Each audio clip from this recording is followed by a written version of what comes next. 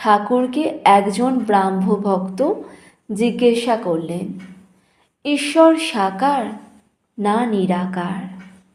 ঠাকুর বলছেন, তাঁর ইতি করা যায় না।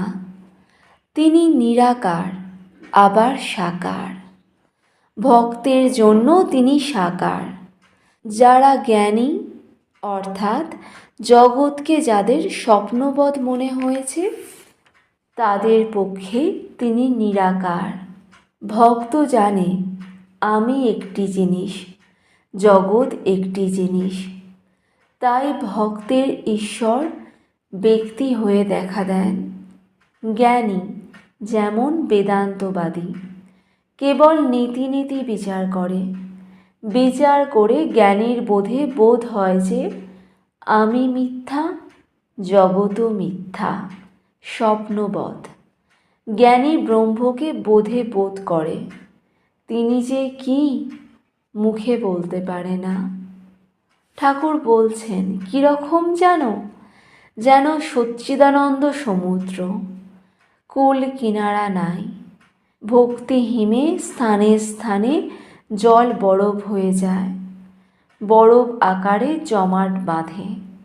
অর্থাৎ ভক্তের কাছে তিনি ব্যক্তভাবে কখনো কখনো সাকার রূপ ধরে থাকেন।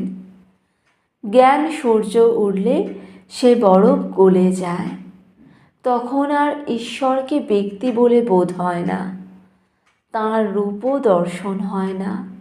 কি তিনি মুখে বলা যায় না। কে বলবে? যিনি বলবেন তিনি নাই। তাঁর আমি আর খুঁজে পান না। বিচার করতে করতে আমি টামি আর কিছুই থাকে না। পেঁয়াজের প্রথমে লাল খোসা তুমি ছাড়ালে, তারপর সাদা পুরু খোসা। এইরূপ বরাবর ছাড়াতে ছাড়াতে ভিতরে কিচ্ছু খুঁজে পাওয়া যায় না। যেখানে নিজের আমি খুঁজে পাওয়া যায় না, আর খোঁজেই বা কে? সেখানে ব্রহ্মের স্বরূপ বোধ কীরূপ হয়, সে কথা কে বলবে? পূর্ণ জ্ঞানের লক্ষণ। একটা নুনের পুতুল সমুদ্র মাপতে গেছিল। সমুদ্রে যেই নেমেছে অমনি গলে মিশে গেল। তখন খবর কে দেবে?